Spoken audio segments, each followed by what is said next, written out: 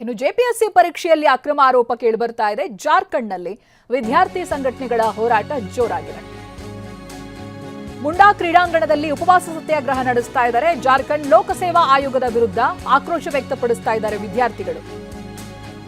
12ನೇ ದಿನದಿಂದ ದೇವೇಂದ್ರನಾಥ್ ಉಪವಾಸವನ್ನ ಕೂತಿದ್ದಾರೆ. ಇನ್ನು ಸೋನಂ ವಾಂಗ್ಚುಕ್ ಕೂಡ ಪ್ರತಿಭಟನೆಗೆ ಬೆಂಬಲ ಕೊಡ್ತಾ ಇದ್ದಾರೆ. ವಿದ್ಯಾರ್ಥಿ ನಾಯಕ ದೇವೇಂದ್ರನಾಥ್ ಜೊತೆ ಮಾತನಾಡಿದ್ದಾರೆ. ವಿಡಿಯೋ ಕಾಲ್ನಲ್ಲಿ ಸೋನಂ ವಾಂಗ್ಚುಕ್ ಮಾತನಾಡಿದ್ದಾರೆ. ಸಂವಾದದ ಬಳಿಕ ಉಪವಾಸವನ್ನ ವಿದ್ಯಾರ್ಥಿ ನಾಯಕ ಕೈ ಬಿಟ್ಟಿದ್ದಾರೆ. ಇದು ಜಾರ್ಖಂಡ್ನಲ್ಲಿ ವಿದ್ಯಾರ್ಥಿ ಸಂಘಟನೆಗಳು ಹೋರಾಟವನ್ನ ಮಾಡ್ತಾ ಇರೋದು.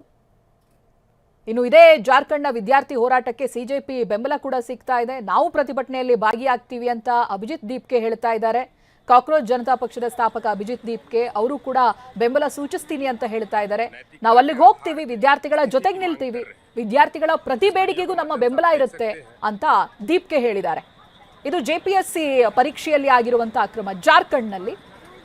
ಇದರಿಂದಾಗಿ ವಿದ್ಯಾರ್ಥಿಗಳು ಹೋರಾಟವನ್ನ ಮಾಡ್ತಾ ಇದ್ದಾರೆ. ವಿದ್ಯಾರ್ಥಿ ಸಂಘಟನೆ ಹೋರಾಟ ನಡೀತಾ ಇದೆ. ಇದರ ನಾಯಕತ್ವವನ್ನು ವಹಿಸಿರುವಂತಹ ವಿದ್ಯಾರ್ಥಿ ದೇವೇಂದ್ರನಾಥ್ ಉಪವಾಸವನ್ನ ಕೂತಿದ್ರು. ಅದಾದ ನಂತರ ಸೋನಂ ವಾಂಗ್ಚುಕ್ ಅವರು ಅವರಿಗೆ ವಿಡಿಯೋ ಕಾಲ್ ಅನ್ನ ಮಾಡಿ ಮನವರಿಕೆ ಮಾಡಿದ್ದಾರೆ. ಅದಾದ ನಂತರ ಅವರು ಉಪವಾಸವನ್ನ ಕೈ ಬಿಟ್ಟಿದ್ದಾರೆ ಅಂತ ಗೊತ್ತಾಗ್ತಾ ಇದೆ. ಈ ನಡುವೆ ಸಿಜೆಪಿ ಕೂಡ ನಿಮ್ಮ ಜೊತೆಗೆ ನಾವಿದ್ದೀವಿ ಅಂತ ಬೆಂಬಲವನ್ನ ಸೂಚಿಸ್ತಾ ಇದೆ.